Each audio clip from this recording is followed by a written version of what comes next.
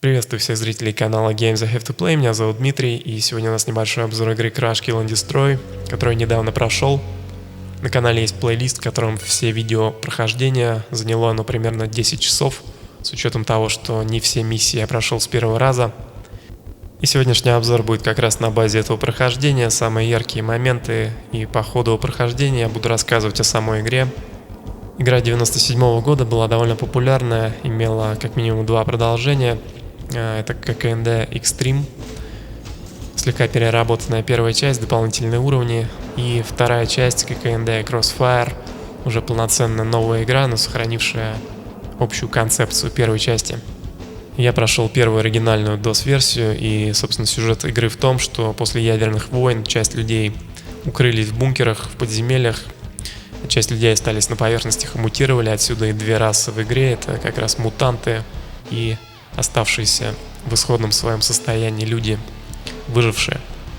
В игре по 15 миссий за каждую расу, и я проходил по одной, иногда по две миссии за обе компании, за один подход, и получилось 12 роликов. И здесь я вставил целиком первый вступительный ролик к игре, потому что в первом видео прохождения он очень плохо был обработан YouTube.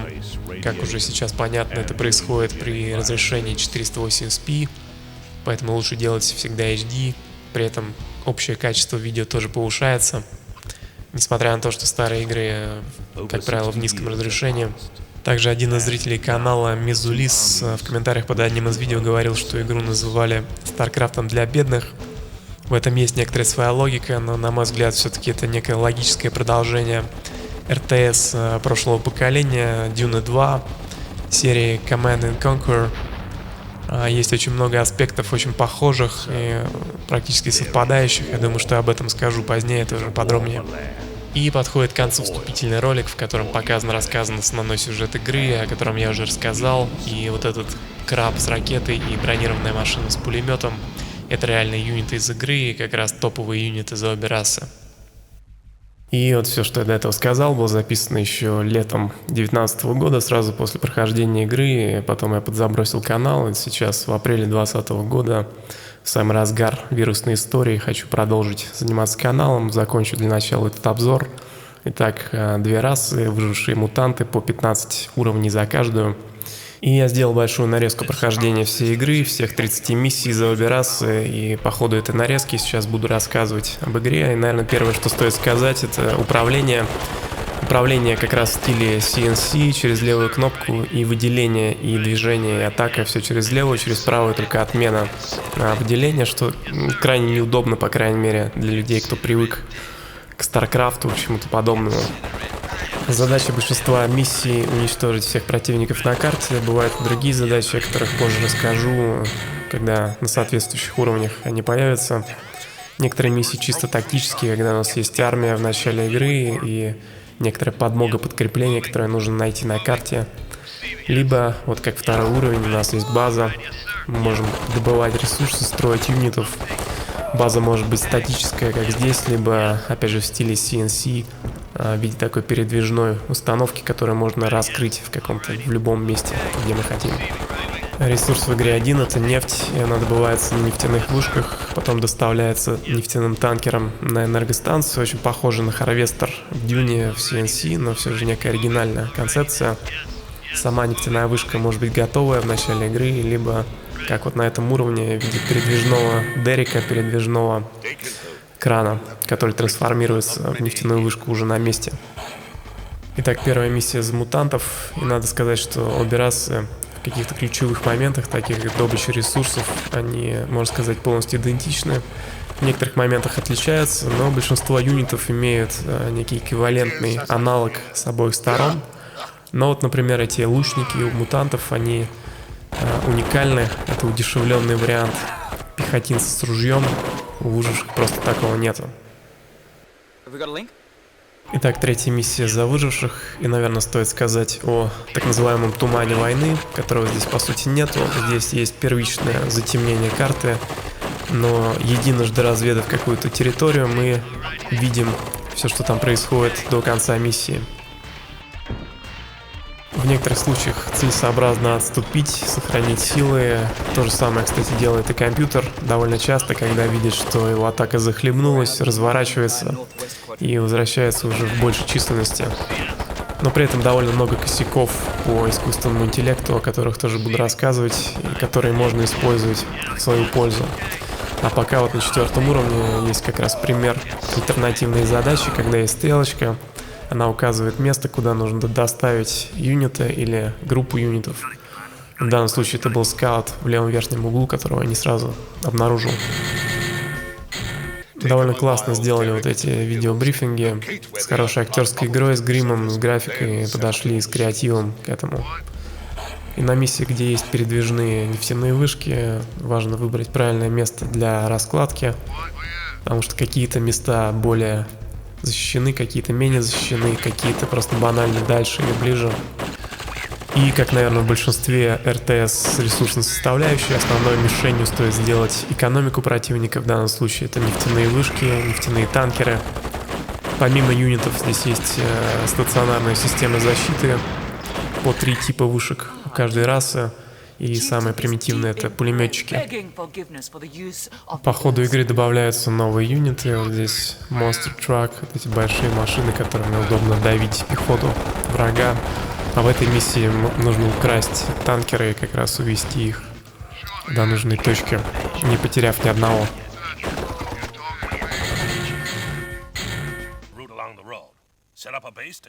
Вот миссия с передвижной главной базой. Иногда имеет смысл уехать куда-то подальше, где больше нефти.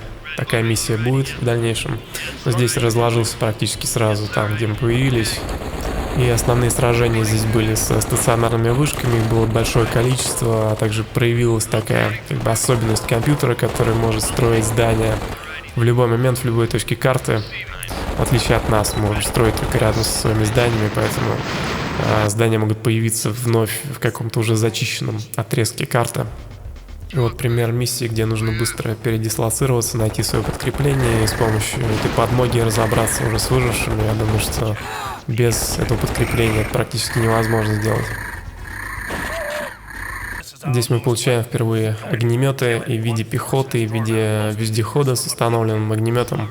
Пожалуй, самое мощное оружие в игре именно по урону, но при этом самая минимальная дистанция огня.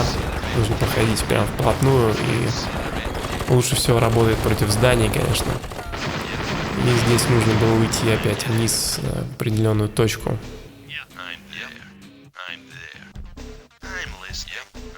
Еще один тип задания. Необходимо отконвоировать колонну танкеров, довести минимум 4 штуки до нужной точки. По-моему, всего их было 6. И все 6 я довез. Основной ключ был в том, чтобы расположить правильно войска, чтобы вот эта атака внезапная большого количества пехоты не уничтожила танкер. Ну и пехоту легко задавить. Также здесь впервые появился техбункер. Это место, где какой-то бонус мы получаем при приближении к нему. В данном случае это робот, но здесь он излишен, то есть мы без него это сделали без проблем. Это одна из стандартных миссий с полноценной базой, с экономикой. Только вначале мы находимся в осаде, и нас окружают. Необходимо первую эту атаку отбить, самую сложную, в ходе которой теряем некоторые здания. Далее здесь я впервые случайно нажал апгрейд здания, я даже не знал, как это делается, но вернее знал, потому что в детстве играл, но уже забыл об этом. В данном случае апгрейд дает возможность строить юниты более высокого уровня, более сильные и дорогие. В защите важно применять механиков. Здесь, в отличие от CNC, нет некого абстрактного ремонта зданий. Здесь нужно строить специального юнита, механика, это пехотинец, который должен войти в здание, чтобы его починить. Вообще здания довольно быстро уничтожаются, и потери, в принципе, не редкость. Как правило, самый сложный момент — это начало миссии, когда удалось уже уничтожить 1-2 нефтяные вышки врага. Это уже начинается такая стадия медленного добивания. Здесь нужно было уничтожить тюрьмы, и с тюрьмы мы получаем дополнительных юнитов, затем уничтожить всех остальных. Также здесь впервые появились вот эти ракетные вышки выживших. И вот пример повторного появления здания на другом конце карты. Так, 8-я миссия за выживших, стандартные конфигурации, уничтожить всех противников. Как обычно, напряженное начало уровня, и здесь впервые появляется вот это Grape Shot Cannon, картечная пушка, это аналог ракетной пушки у выживших. У ракет урон выше, но летят они довольно медленно, не всегда попадают в цель. У картечной пушки урон почти моментальный. Вообще уровень был такой back and forth, пока не удалось уничтожить одну из нефтяных вышек мутантов, и дальше уже было просто добивание. По части экономики компьютер, похоже, не читерит, то есть при падении доходов, нефтяных доходов, прирост юнитов и структур тоже снижается. А это миссия антипод одного из предыдущих уровней за выживших. Необходимо догнать, уничтожить колонну нефтяных танкеров. И здесь секрет в том, чтобы не цепляться за хвост, а как можно быстрее достичь головы колонны и попытаться перекрыть ей проезд с помощью микроконтроля, вот как я здесь делаю. Иначе не достигает базы, и там большое количество передвижных ракетниц, которые очень сложно уничтожить именно теми силами, которые нам дали.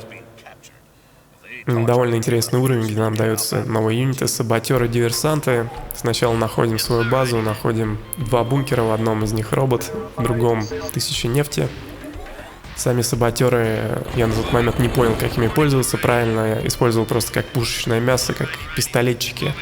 Вообще их можно запустить в здание противника, и, как правило, 2-3 достаточно, чтобы уничтожить здание, и при этом нам на счет падают деньги в размере стоимости здания, которое мы уничтожили. И вот с помощью робота можно издалека, в принципе, без потерь уничтожать некоторые вышки, не всегда это получается. И вот здесь я с помощью саботеров просто использую как атакующих юнитов, хотя можно было зайти в здание, уничтожить, получить деньги, на эти деньги нанять полноценную армию. Эта миссия с мутантов довольно долгая, по крайней мере у меня заняла довольно много времени. Сначала мы находим свою базу, довольно далеко расположенную от первичной дислокации армии. База повреждена и нужно отбиваться от первых атак. Здесь я пытаюсь сохранять каких-то юнитов сильно поврежденных. В дальнейшем использую как раз, наверное, первый уровень, где я начал активно использовать ремонтную мастерскую. Ремонт, кстати, юнитов бесплатный в этой игре. И апгрейд здания ускоряет этот процесс ремонта. Но когда у противника очень много ресурсов, нельзя слишком долго сидеть в обороне. И как только ситуация стабилизировалась, я попробовал атаковать. И первые атаки были провальные, я потерял много войск. Пришлось опять уходить в оборону. И эта ситуация и малое количество ресурсов меня подтолкнули к тому, чтобы попробовать использовать пехоту. В отличие от Command and Conquer, это действительно имеет смысл в этой игре, и, наверное, только ближе к концу игры я выработал такие самые эффективные методы использования пехоты совместно с техникой. Но здесь я пока просто совершил атаку в правый нижний угол, нашел нефтяные вышки, которые как раз удалось уничтожить, после чего игра как бы повернулась в другую сторону, удалось наладить экономику, атаковать эффективнее. И здесь у компьютера было большое количество ракетных вышек, но потеряв доступ к некоторым нефтяным вышкам, он уже не смог их воспроизводить быстро. Это пример миссии, где есть некоторая гибкость в плане расположения, раскладывания своей базы. Можно разложиться сразу, где мы появляемся, можно ехать подальше. Я уехал практически в самый правый дальний край карты, потому что там целых 3 месторождения нефти. Они довольно компактно расположены, и к тому же это место расположено дальше от базы противника, то есть у нас больше времени для подготовки армии, для обороны и для атаки. И, наверное, один из таких багов в этой игре — это поведение нефтяных танкеров. Иногда они живут своей жизнью, и абсолютно невозможно их направить, курсировать между определенными нефтяными вышками и энергостанциями. В итоге мне пришлось пожертвовать одним из танкеров, отправить его наверх на разведку, где его уничтожили. Это моя первая серьезная атака. Танки появились на этом уровне впервые. Я думал, что большое количество танков мне гарантирует победу, но эта атака захлебнулась. В итоге пришлось отступать, даже подкрепление отсылать назад в оборону. Кстати, мини-карта появляется при апгрейде главного здания. И здесь, уничтожив вот эту левую, самую незащищенную вышку, я ослабил экономику мутантов и довольно быстро добил их. Еще одна миссия за мутантов, очень небольшая локация. Мы в нижней части карты, выжившие в верхней. И здесь я сразу разослал разведчиков, нашел робота, без которого довольно сложно отбиться на ранней стадии. Потом отправил еще одного разведчика вверх, и можно видеть, что эти ракетные вышки, они хоть и большой урон наносят, но мимо них легко пробежать. За счет того, что нет тумана войны, мы будем видеть всю карту и видеть атаки на ранней стадии. И здесь я, как, наверное, с танками у выживших, немного переоценил силы, и эта атака захлебнулась, в итоге я потерял робота. Любая атака, которая не завершилась уничтожением нефтяных вышек, она, по сути, бессмысленна, потому что компьютер восстанавливает и все защитные сооружения, и юнитов довольно быстро. И, как правило, у него более мощная экономика изначально. Миссия 11 за выживших, и здесь очень важно первыми взять вот этот бункер, взять плазму-танк, иначе это делают мутанты. И пару раз я пробовал проходить, не подъезжая к бункеру, тогда первые атаки мутантов очень мощные, даже отбившись от них, в итоге не удается чисто экономически превзойти мутантов, но благодаря тому, что мы слышим звук открытия этого бункера, за счет того, что мы видим, что он приезжает в атаку, я догадался поехать первым и взять его первым. И за счет этого есть возможность сразу захватить одно из нефтяных месторождений в центре карты, которое изначально у мутантов. И это одна из лазеек, один из недостатков искусственного интеллекта, который можно использовать, так как компьютер пытается вернуть себе эту точку любой ценой, постоянно тратит ресурсы на передвижные экраны, даже если не может защитить это место. 11-я миссия за мутантов. Здесь также много ракетных вышек, мимо которых можно проехать на разведку. Также интересное расположение нашей базы, как бы на клифе, на горе, с двумя въездами слева и справа. И, насколько я понял, в этой игре вот эта разница высот, она никак не сказывается, никаких штрафов нету, как вверх, так и вниз. И только при очень большой разнице высот атака просто невозможна становится. И здесь у нас появился новый юнит, это Большой Паук, который, наверное, аналог передвижной ракетницы выживших, накрывает сразу большую площадь. В остальном миссия прошла по стандартному сценарию, когда удалось отбиться от первых атак, уничтожить первую нефтяную вышку врага, все дальше пошло легко. И 12 уровень за выживших. Здесь у нас чисто тактическая миссия, появились снайперы, очень похожие на снайперов из Red Alert, когда можно издалека без потерь расстреливать пехоту. Но и против техники они тоже эффективные, главное не дать себя раздавить. Также их можно использовать против стационарных вышек. Некоторые из них по дальнобойности уступают. Можно расстреливать издалека. А задача миссии здесь была ликвидировать лидеров мутантов, которые собрались на совещание. Уничтожить всех не нужно.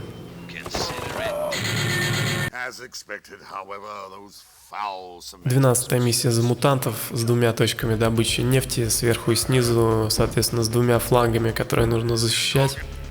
У компьютера здесь появляются снайперы.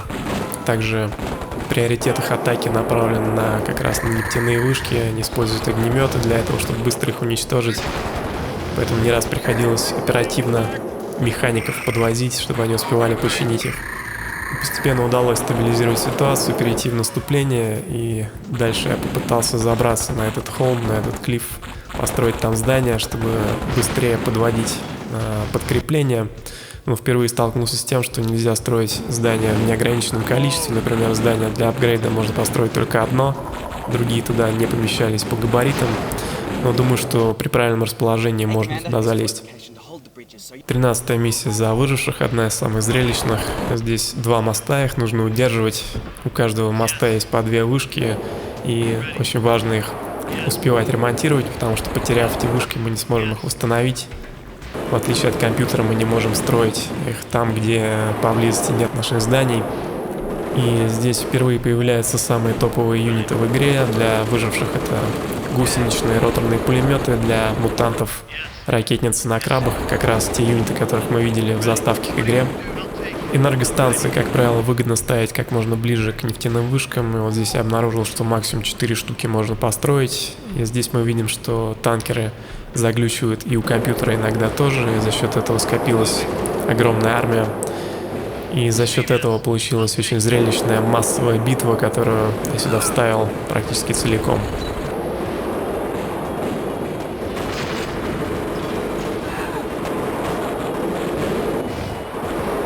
Компьютер здесь пытался периодически отступать, но отступать уже было некуда. Передвижные ракетницы максимально эффективны против больших скоплений юнитов.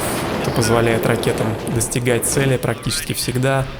Но здесь компьютер попытался поменять направление атаки, но я его окружил в итоге и уже приступил к уничтожению зданий.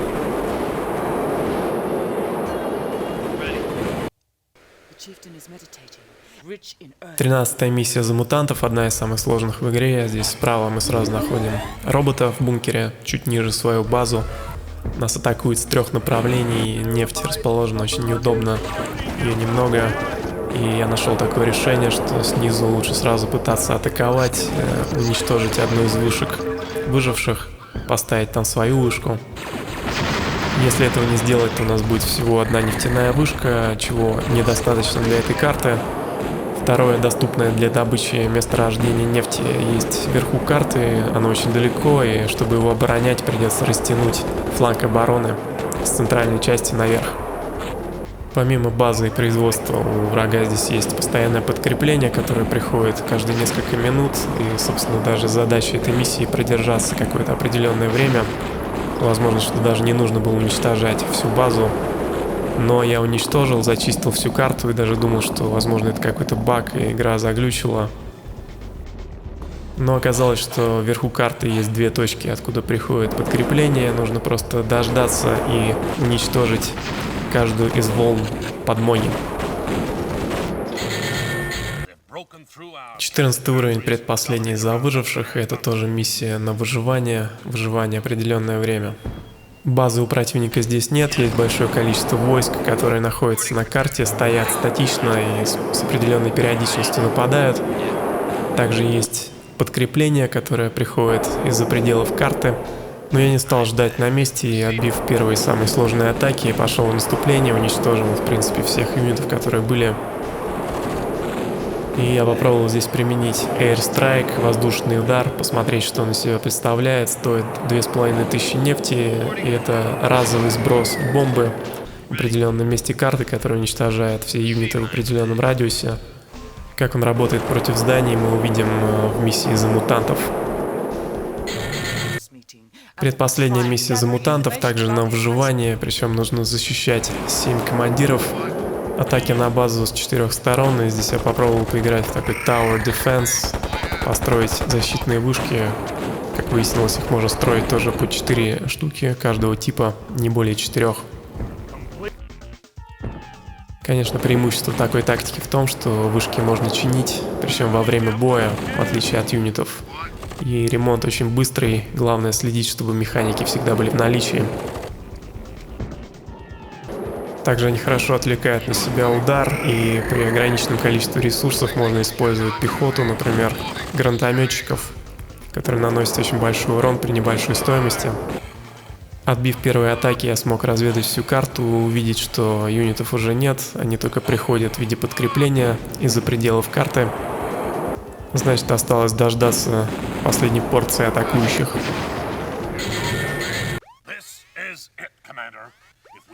Итак, последняя 15-я миссия за выживших. Большая карта, база, ресурсы, стандартный расклад. Нефтяные вышки и нефтяные танкеры очень близко к линии соприкосновения, но есть несколько ракетных вышек для защиты.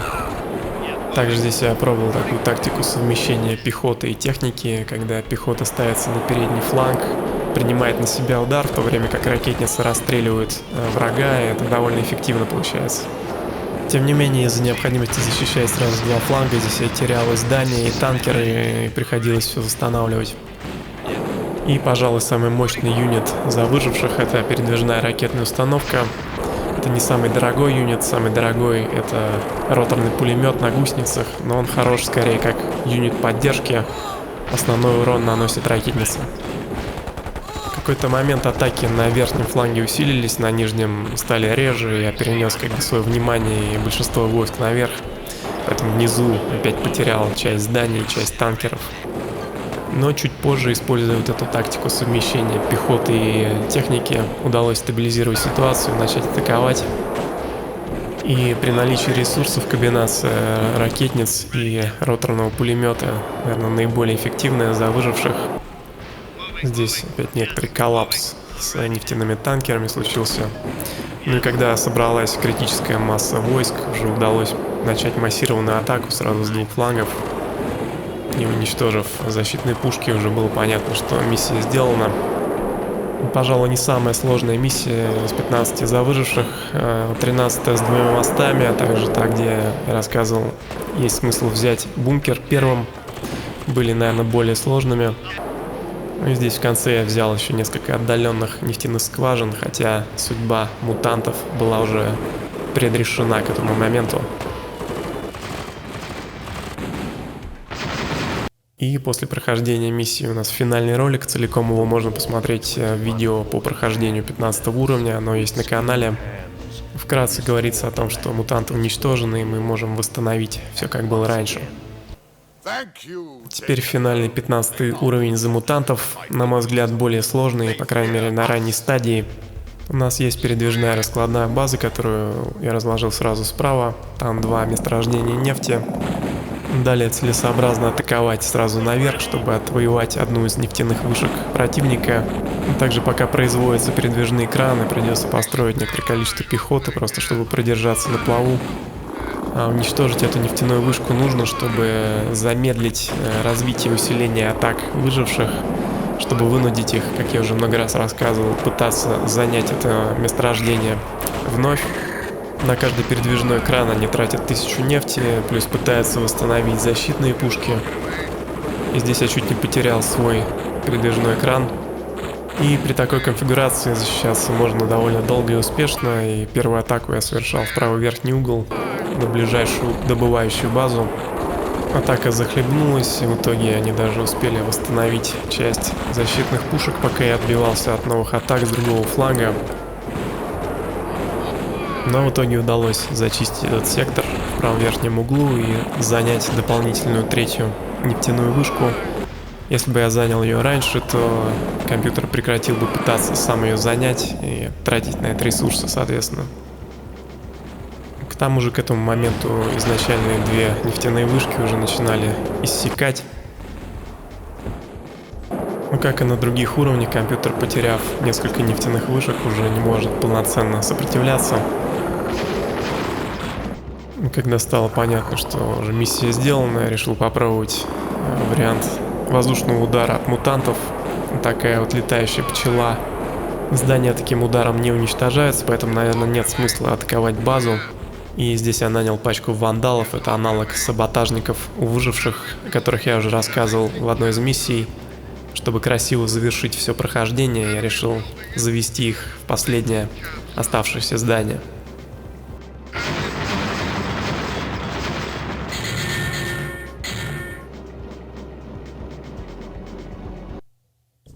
У мутантов тоже свой отдельный финальный ролик, который можно посмотреть в том же видео о прохождении 15 уровня. Итак, Crash Kill and Destroy, 97 год, игра чем-то похожая на Дюну, чем-то на CNC, в чем-то самобытная. До киберспортивного уровня, конечно, не дотягивает, на мой взгляд, но довольно приятно и интересная, по крайней мере для тех, наверное, кто играл в нее в детстве, либо, наоборот, пропустил в детстве. Ну а кто досмотрел до этого места, напишите в комментариях, что понравилось, что не понравилось. Интересно ли вообще смотреть такие 30-минутные обзоры, потому что производство такого ролика, оно занимает довольно много времени. Ну и кому понравилось, ставьте лайки, подписывайтесь на канал. И, как я уже говорил в начале видео, планирую сейчас заняться каналом, благо обстановка способствует этому. До новых встреч!